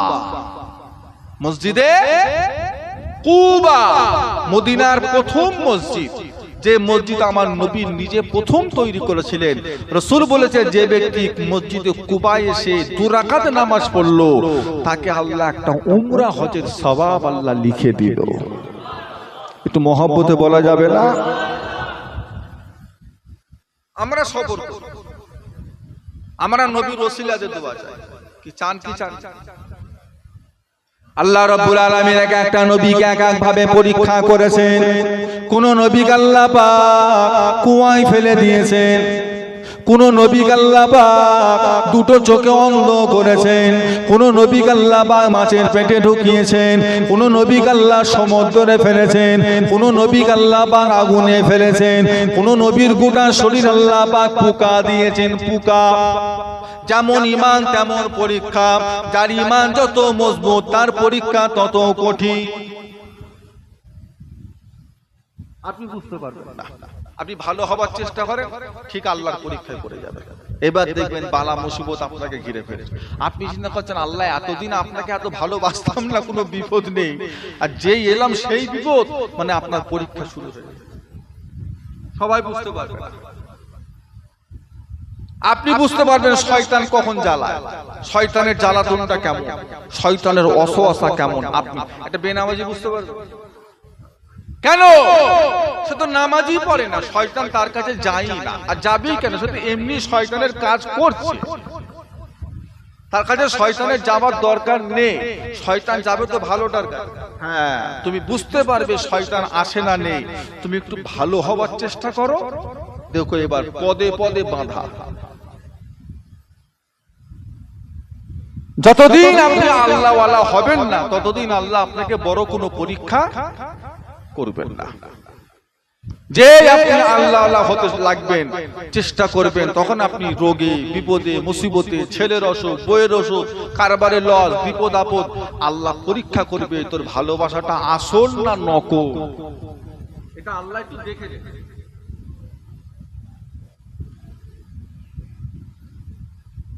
হযরত নবী ইয়াকুব আলাইহিস সালামকে আল্লাহ 12টা সন্তান দিয়েছিলেন। ও ভাইজানেরা, হযরত নবী ইয়াকুব আলাইহিস সালাম দুটো সন্তান ছিল, একটা বিবি আর একটা বিবির হলো 10টা সন্তান। দুটো সন্তানের নাম হলো হযরত নবী ইউসুফ আলাইহিস সালাম, আর নবী ইউসুফ আলাইহিস সালামের ছোট ভাই নাম হলো হযরত বনিয়ামিন। হযরত নবী ইউসুফকে নবী ইয়াকুব বড় ভালোবাসতেন, বড় মহব্বত করতেন, সব সময় কাছাকাছি রাখতেন। যেখানে যেতেন সাথে করে নিয়ে যেতেন, যেখানে যেতেন সাথে করে নিয়ে ঘোরাফেরা করতেন। কখনো নবী ইউসুফকে ছাড়তেন না, বড় মহব্বত করতেন। 10টা ভাইয়ের হিংসা হলো, বাপ শুধু ইউসুফকে ভালোবাসে, আমাদেরকে বাপ মহব্বত করে না। বাপ শুধু ইউসুফকে বড় পিয়ার করে। 10টা ভাইয়ের হিংসা হলো, বাপের কাছ থেকে ইউসুফকে কেমন করে সরানো যাবে, কি করে ইউসুফকে সরানো যাবে। 10 ভাইয়েরা মীমাংসা করে মিটিং করলো, ইউসুফকে জানে মেরে ফেলা হবে। ও ভাইয়ানেরা,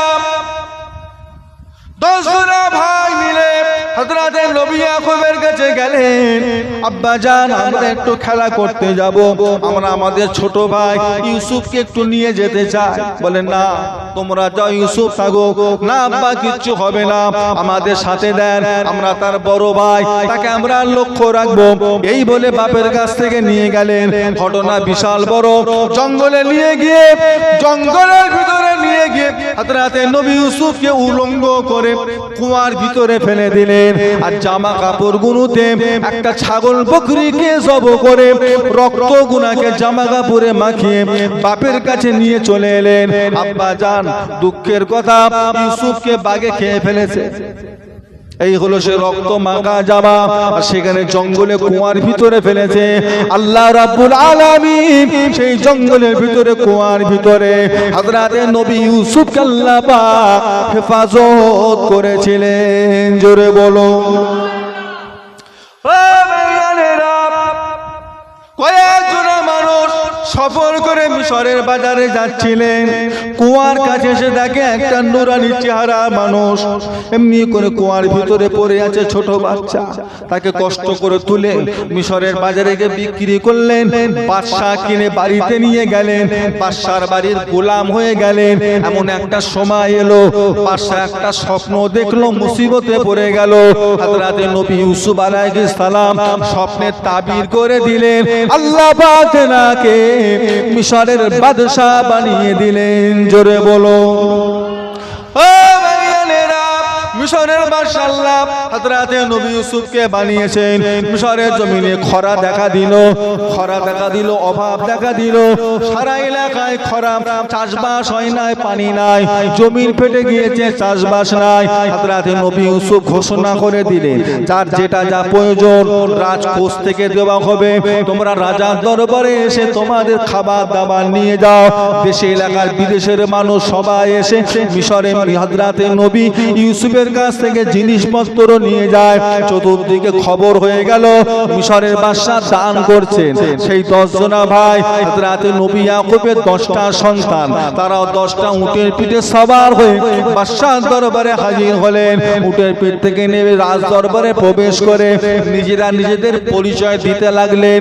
নিজেরা নিজেদেরকে বললেন, আমরা হলাম এই জামানার নবী, হযরত নবী ইয়াকুব আলাইহিস সালামের সন্তান। বাদশা, তোমার দরবারে এসেছি, আমাদেরকে কিছু সাহায্য করুন। নবী ইয়াকুবের সন্তান বলছে, হ্যাঁ ও বুঝতে পেরে গেছে, এই আমার সেই 10 ভাই, এরা আমার সাথে গাদ্দারি করেছে, আমাকে কুয়ায় ফেলে দিয়েছে। হযরত নবী ইয়াকুব আলাইহিস সালামের 10টা ছেলে, নবী ইউসুফ আলাইহিস সালাম 16 বছর পরে ভাইগুলোকে দেখে মনে বড় খুশি হলেন, তাদেরকে আল্লাহর রাস্তে maaf করে দিলেন। জোরে বলুন না সুবহানাল্লাহ। ক্ষমা করে দিলেন, রাজ দরবারে হুকুম করলেন, যা ইনারা নবীদের সন্তান, এনাদের থাকা খাওয়ার জায়গা করে দাও। সুন্দরভাবে সবকিছু ব্যবস্থা করে দিলেন। পরের দিন সকালবেলা যখন হযরত নবী ইয়াকুব আলাইহিস সালামের ছেলেরা যখন বাড়িতে ফিরবেন, বাদশা বললেন, যাও উট বুঝাই করে মাল দাও, কোন রকমের এনাদের ত্রুটি কিছু না হয়, যা যা বলে তাই তাই দিয়ে দাও। সমস্ত মালপত্র তুলে যখন তারা বাড়িতে আসবেন, নবী ইয়াকুব নবী ইউসুফ আলাইহিস সালামকে বলছে, আচ্ছা বলেন তো আপনাদের আব্বা নবী ইয়াকুব এখন কেমন আছেন, ওনার জানটা কেমন আছে, উনি কেমন আছেন? বলে ভালো আছে আব্বা, ভালো আছে, তবে আমাদের একটা ছোট ভাই ছিল, নাম ছিল ইউসুফ, তাকে জঙ্গলে বাঘে খেয়ে ফেলেছে। সেই দুঃখে কষ্টে জর্জরিত হয়ে আমার আব্বা কেঁদে কেঁদে কেঁদে কেঁদে কেঁদে কেঁদে দুটো চোখে অন্ধ হয়ে গেছে, দুটো চোখে অন্ধ হয়ে গেছে, কানা হয়ে, আর চোখে তিনি কিছু দেখতে, অন্ধ হয়ে গেছে।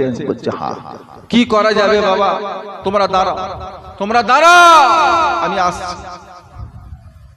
বাড়িতে প্রবেশ করলেন নবী ইউসুফ আলাইহিস সালাম, তেনার শরীরের একটা পরনার জামা, একটা জামা জুব্বা ভাইদের হাতে এসে তুলে দিলেন, যা এই জামাটা নিয়ে গিয়ে তোমাদের আব্বা নবী ইয়াকুব আলাইহিস সালামের একটু চোখে মুখে বুলিয়ে দেবে, যাও জামাটা। 10 জনা ভাই মিলে জামাটা নিয়ে ফিরে চলে এলেন। হযরত নবী ইয়াকুব আলাইহিস সালামকে এসে সমস্ত ঘটনার কথা খুলে বললেন। হযরত নবী ইয়াকুব আলাইহিস সালাম বলে, বাবা জামাটা কোথায়, বাদশার জুব্বাটা কোথায়? জুব্বাটা তেনার হাতে দেওয়া হলো। সেই জুব্বা নিয়ে হযরত নবী ইয়াকুব আলাইহিস সালাম চোখে মুখে বোলাতে লাগলেন, চোখে মুখে বোলাতে লাগলেন। আল্লাহর হুকুম হয়ে গেল, হযরত নবী ইয়াকুব আলাইহিস সালামের চোখে যদি আল্লাহ ফিরিয়ে দিলে, একটু মহব্বতে বলুন না, কে ভালো করলো? কে ভালো করলো? আল্লাহ না জামা? কে ভালো করলো? আল্লাহ ভালো করলেন না জামা ভালো করলেন? কই আল্লাহ এতদিন ভালো করেন না তো, এতদিন তো আল্লাহ ভালো করেন, জামা ঠেকাবার পর ভালো হলো, তার মানে জামা ভালো করলো।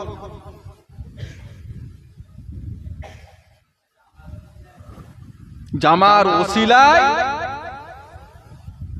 তাহলে কি করবে? জামা ভালো করেছে বলে কাফের হবে? আবার বলছেন ওসিলা দেওয়া শিরক। আর নবী ইয়াকুব তেনার ছেলে জুব্বার ওসিলা চোখ ফিরে পেলেন, এই যে ওসিলা দিলেন, তাহলে নবীরাও শিরক করেছে। আমরা ব্যক্তির ওসিলা দিই, আমরা নবীর ওসিলা দিই, আর তিনি নবীর জামার ওসিলা দিয়েছেন, ভালো করেছে। জুব্বাটা হলো ওসিলা, ওসিলার বাংলা হলো মাধ্যম, ইংরেজিতে বলা হয় মিডিয়া, বাংলা হলো মাধ্যম। জামার মাধ্যমে কে ভালো করেছে? এটাই হলো হক। আর তুমি যে বলছো শিরক চলবে না, শিরক চলবে না, তাহলে বলো নবী ইয়াকুব আলাইহিস সালাম যে জুব্বাটা ঠেকালেন, তাহলে শিরক আমরা করলাম না আল্লাহর নবী করলেন? নাউজুবিল্লাহ। আমরা ওসিলা দিই,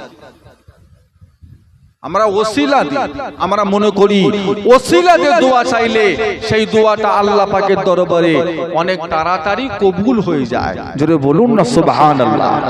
তাড়াতাড়ি কবুল হয়। আমরা নবীর ওসিলা দিই, ইমাম হাসান হুসাইনের ওসিলা দিই, আমরা মা ফাতেমার ওসিলা দিই, আমরা পীর ওলি আল্লাহ গৌস কুতুব আবদালদের ওসিলা দিই। ইমাম শাফি রহমাতুল্লাহ আলাইহি যখন কোনো বিপদ আপদ মুসিবতে পড়ে যেতেন, কোনো মসলা যখন আর উদ্ধার করতে পারতেন না, তেনার দেশ থেকে পায়ে হেঁটে কুফার জমিনে চলে এসে ইমাম আজম আবু হানিফার মাজারটা জিয়ারত করতেন আর বলতেন, আমি ইমাম আজম আবু হানিফার মাজারটা জিয়ারত করে তেনার ওসিলা দিয়ে আল্লাহর কাছে দোয়া চাইতাম, আল্লাহ আমাকে সেই মুসিবত থেকে আল্লাহ উদ্ধার করে দিতে। জোরে বলুন, মোহব্বতে বলা যাবে না? আবার দরুদ শরীফ আল্লাহ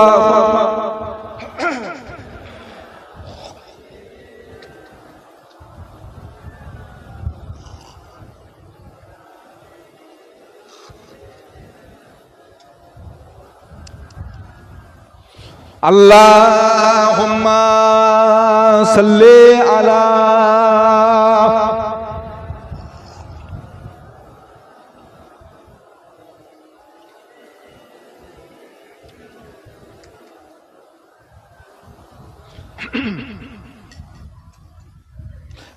हमें जानो दिल से प्यारा मोहम्मद मोहम्मद की हमो है हमारा मोहम्मद, जो आँखों में आए तो कब तक रहेगा पर्दा हमारा तुम्हारा मोहम्मद। अल्लाहुम्मा सल्ले अला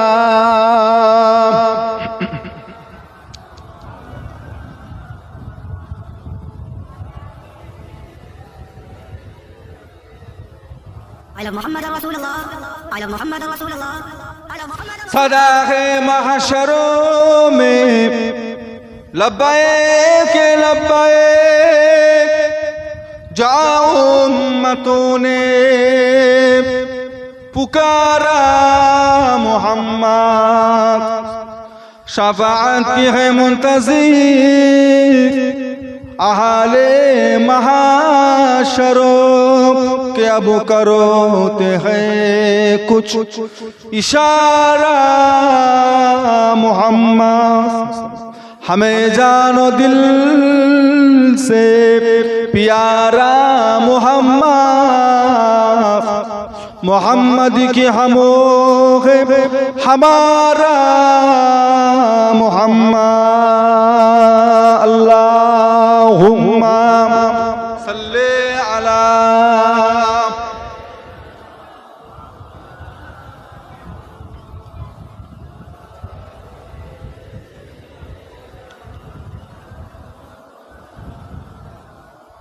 আমার দিনদার ইমানদার নেককার আল্লাহওয়ালা ভাইজানেরা, আমার বাবাজিরা, দোস্তরা, বন্ধুরা, তাই বলে যায় সম্পর্ক ঠিক রাখেন, আকীদা ঠিক রাখেন, কোনো দিকে কান দেবার দরকার নেই।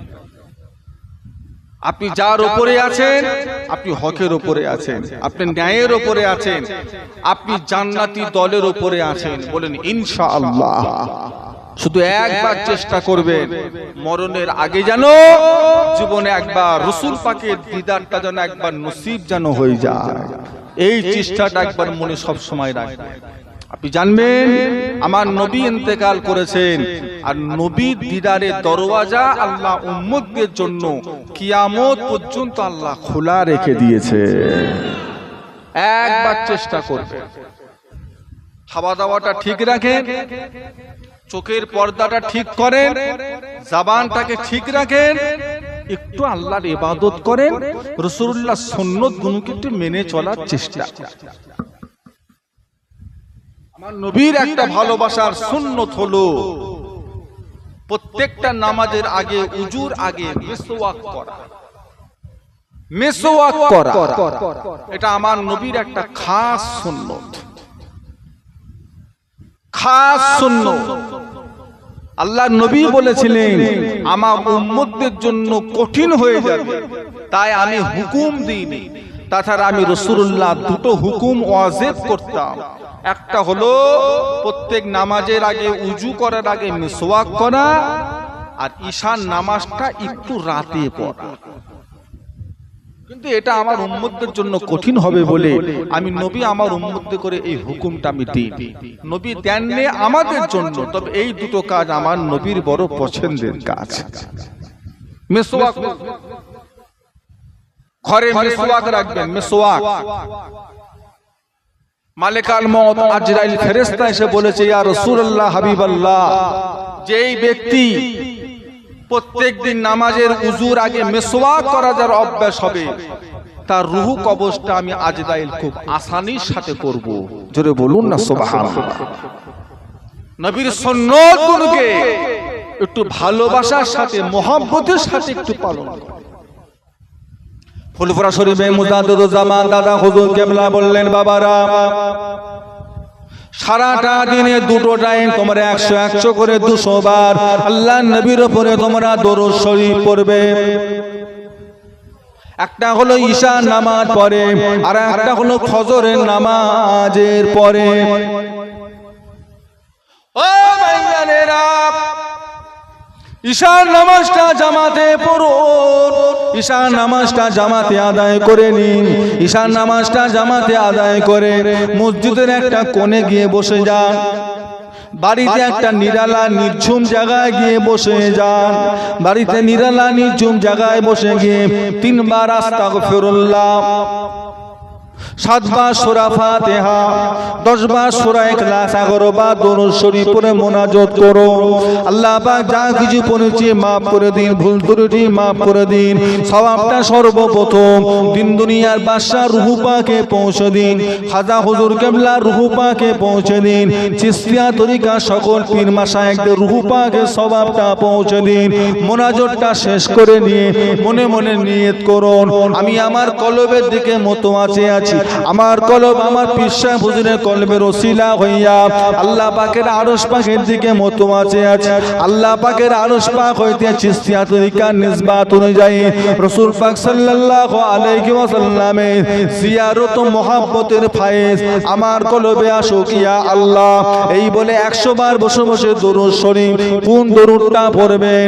আল্লাহুম্মা সাল্লি আলা সাইয়্যিদিনা মুহাম্মাদিন নবিয়িল উম্মি ওয়া আলিহি ওয়া সাল্লিম।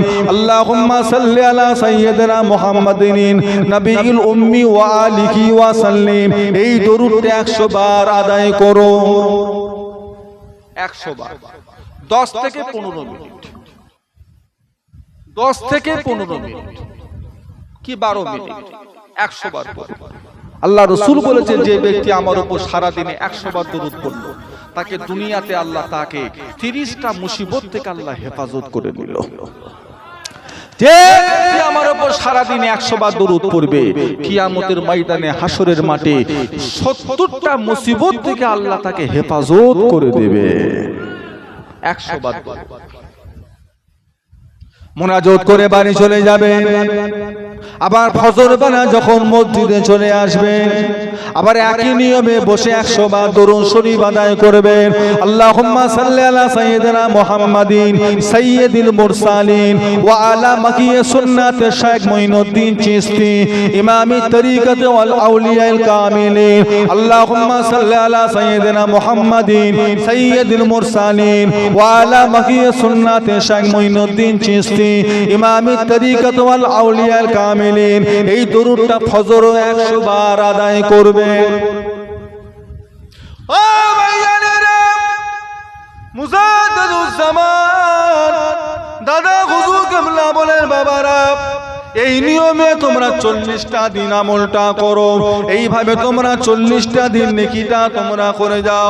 আল্লাহ রাব্বুল আলামিন 40টা দিন যদি তোমরা আমলটা করে যেতে পারো, 40টা দিন যদি তোমরা উযু হালতে ঘুমাও, 40টা দিনের ভিতরে তোমাদের সাথে দিন দুনিয়ার বাদশার দিদার নসিব হয়ে যাবে। তো মহব্বতে বলুন না, যদি ইচ্ছা যায় যে একবার দুনিয়ায় নবীকে দেখতে চায়, যে নবীকে একবার দেখলো 7 জাহান্নাম তার উপরে আল্লাহ হারাম করে দিল। মন যদি চায় এই আমলটা 40টা দিন পাক পবিত্রর সাথে হালাল খাদ্য খেয়ে পাক পবিত্রর সাথে এই আমলটা 40টা দিন আপনি করেন। 40টা খাওয়া ঠিক রাখতে হবে। সুদের টাকা, ঘুষের টাকা, এতিমের হক মারা টাকা, ভাইয়ের হক মারা টাকা, পাশের বাড়ির লোকে জমি জায়গা মেরে রাখা টাকা, হ্যাঁ রাসূলুল্লাহ দিদার পাওয়া যাবে? শুধু বলছে হুজুর আমল করছি দিদার নেই, আমল করছি দিদার নেই। খাওয়া ঠিক আছে? বাড়ি বাড়ি বাড়ি বাড়ি বন্ধন ব্যাংক, মহিলা সমিতি, গ্রুপ লোন, কি খাচ্ছেন? বাড়ি বাড়ি মহিলা সমিতি ঢুকে গেছে, সুদের কারবার। মুসলমানদের ঘরের ছেলেরা লটারির টিকিট কাটছে, 100 টাকায় বিক্রি হয়। 100 টাকায় ইমান বিক্রি করে না। 100 টাকা দিয়ে লটারি কাটলো, আল্লাহর উপরে এদের ভরসা নেই, তকদিরের উপরে এদের ভরসা নেই, লটারির টিকিটের উপর ভরসা। 100 টাকার টিকিট কেটে ইমান আমল দিয়ে 10 লক্ষ টাকার আশায় ঘরে এসে শুয়ে আছে।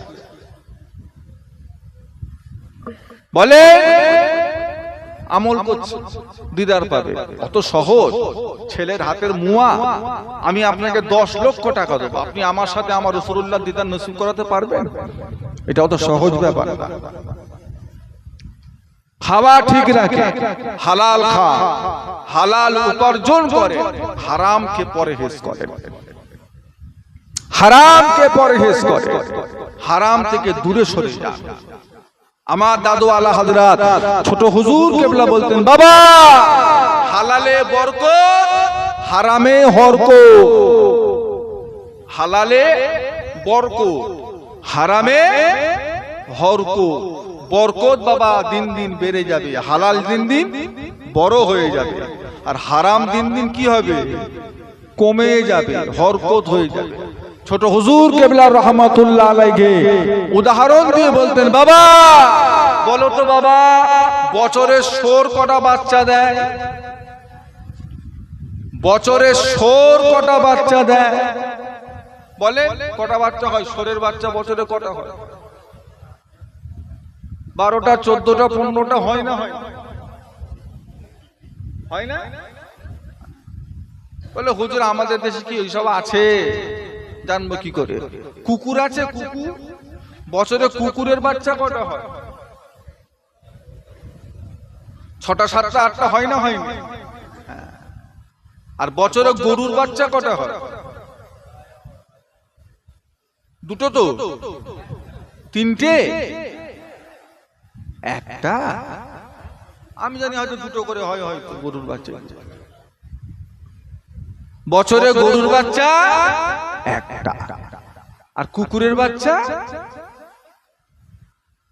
এই বড়া, পীরগাছা, এইসব আশপাশে হ্যাঁ কোনো কুকুরের কসাইখানা আছে যে কুকুর জবাই হয়ে বিক্রি হয়, ঝুলিয়ে ঝুলিয়ে বিক্রি হয়? আছে? একটাও নেই। আপনার এলাকা যতটুকু জানা আছে এই এলাকায় কুকুরের কসাইখানা? এই এলাকায় কেউ কুকুর খায়? খবর পেয়েছেন? গরুর কসাইখানা আছে 15 কিলোমিটার দূরে, না গ্রামে গ্রামে, পাড়ায় পাড়ায়? তাহলে বলে গরু শুধু 24 পরগনার লোকেরাই খায়? হুগলি হাওড়া খায়? পশ্চিমবাংলার বাইরে গরু চলে? হাহু দেন না। পৃথিবীতে একটা দেশের নাম বলতে পারবেন যে দেশে গরু জবাই হয় না? খাচ্ছে সবাই, শুধু দোষ হচ্ছে মাছরাঙা। মাছ সবাই খায়, মাছরাঙাও মাছ খায়, বগও মাছ খায়, আর শুধু দোষ হচ্ছে কার? ইহুদিরা খেয়ে ধোঁস উড়িয়ে ফেলছে, তাদের সাথে গলায় গলায়, হ্যাঁ? আর মুসলমানরা গরু খায়। এদের সাথে দুশ্মনী। পৃথিবীর সবচাইতে বড় কসাইখানা নাম হলো শিকাগো। ওটা কোনো মুসলমানদের দেশে নয়, ওটা খ্রিস্টানদের দেশে। খবর লাও, সারাদিনে কটা গরু হয় খবর লাও। ওদের সাথে খুব তো হরম মহরম। আর মুসলমানরা হয়ে গেল চোখের কাঁটা, এরা গরু খায়। গরু শুধু মুসলমান খায়? আর আমাদের ভারত থেকে যে গরুগুলো সব বিদেশে যাচ্ছে খ্রিস্টানদের দেশে, ওইগুলো কারা খাচ্ছে? সব দোষ মুসলমানের। তাহলে বলে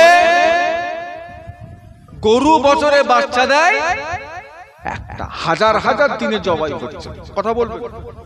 হাজার হাজার, 1000 2000, হাজার হাজার। আর গরু কুকুর বছরে বাচ্চা দেয়, বরকত কাটে। কুকুরে বরকত না গরুতে বরকত? বেশি কোনটা পড়ে, কুকুর না গরু?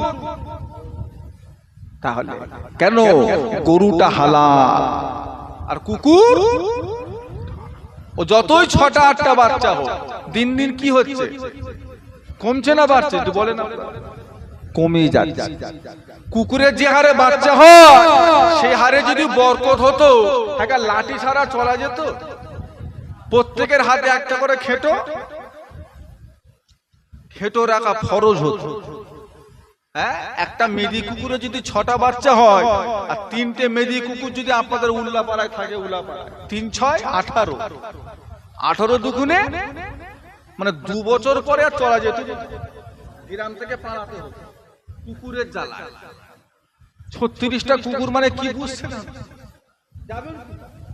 কিন্তু না, যত দিন যাচ্ছে আস্তে আস্তে কমে যাচ্ছে। আর গরু যত খাচ্ছি দিন দিন তত, বলেন না গো? তাহলে হালালে বরকত না হারামে বরকত? উনি সুদের টাকা ব্যবসা করে ঘর বাড়ি করে বলছে এতে বেশি বরকত, বলছে ও তো বরকত নেই। আমি আপনাদের সাথে গোটা পাড়া ঘুরবো, সবার সাথে আমি গোটা পাড়া ঘুরবো। আমাকে একটা ঘর দেখাবে, একটা, যে হুজুর এদের আগে কিচ্ছু ছিল না, মাটির ঘর ছিল, তারপরে ব্যাংক থেকে লোন টোন তুলে 2 তলা ঘর করেছে, 2টো এসি লাগিয়েছে, 2টো গাড়ি কিনেছে, 2টো দোকান কিনে ভাড়া দিয়েছে। এদের এখন বিশাল ব্যাপার, যা কিছু দেখতে পাচ্ছেন সব ব্যাংক থেকে লোন তুলে তুলে করেছে। এই রকম বাড়ি আপনি আমাকে একটা দেখাবেন, গোটা পাড়া ঘুরিয়ে একটা দেখাবেন যে লোন তুলে তুলে খুব সুখ শান্তিতে আছে। লোন তোলে কেন? সুখে থাকার জন্য, একটু স্ট্যান্ডার্ড ভাবে থাকবে বলো তো। তা একটা বাড়ি দেখান যে লোন তুলে সুখে আছে। আমি বলছি ও লোন তোলার আগে যতটা সুখে ছিল, লোন তোলার পরে তত বেশি মুসিবতে পড়ে গেছে। ও শান্তি বলে কিছু নেই, ও আরামে ঘুমোতেও পারে না, ওর অন্তরে মরার খিয়াল নেই। একটাই খিয়াল, লোন শোধ করবো কি করে। ও মনে মনে ভেবে ফেলেছে যতদিন না আমার লোন না শোধ হয় ততদিন না আমি মরবুনি।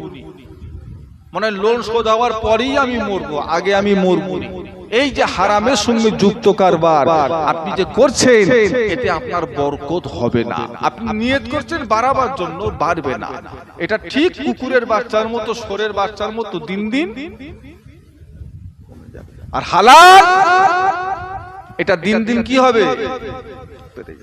আল্লাহ পাক আমাদেরকে হেফাজত করেন, ঈমানে আমলের সাথে কায়েম রাখেন, হালাল খাবার তৌফিক দেন। আমি জানি না কে কতটা যুক্ত আছে লটারির সাথে, সুদ ঘুষের সাথে, পণপরতা, হ্যাঁ হারামের সাথে। একটু পরহেজ করেন, তওবাতিল্লাহ করেন, ছিঁড়ে ফেলে দেন, তাকদীরের উপরে বিশ্বাস রাখেন। যতটুকু যা পাবার আল্লাহ লিখে দিয়েছে, যেটা আল্লাহ লিখে দেননি হাজার চেষ্টা করো সেটা আপনি পাবেন না।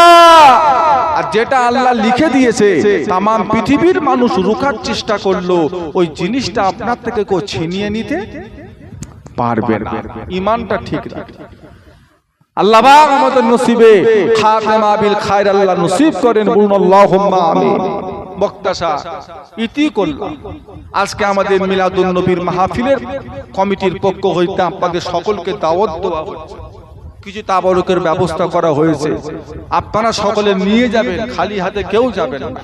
এখন দোয়া হবে, তার আগে একটা কথা, আমাদের এই যে মসজিদটা আপনারা দেখছেন, মাশাআল্লাহ গ্রামবাসী সব টাকা পয়সা তুলে, চাঁদাপত্র তুলে, এলাকার লোকেদের খেদমতে এই এতটা কাজ আগিয়েছে।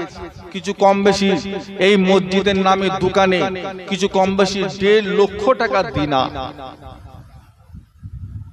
1.5 লক্ষ টাকা দিনা এই মসজিদের নামে হয়ে আছে।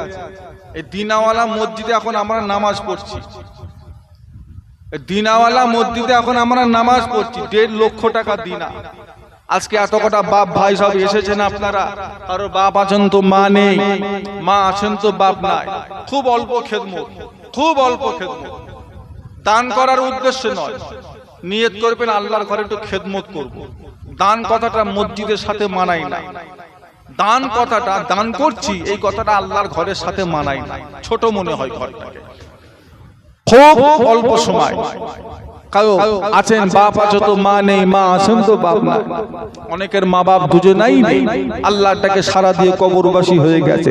তেনাদের রূহের মাগফিরাতের জন্য, তেনাদের কবরে একটু শান্তির জন্য, তেনাদের আখিরাতে একটু নাজাতের জন্য এত করা বাপ ভাইদের ভিতরে কে আছেন বলেন আল্লাহর ঘর মসজিদের উন্নতি কল্পে, মসজিদের উন্নতি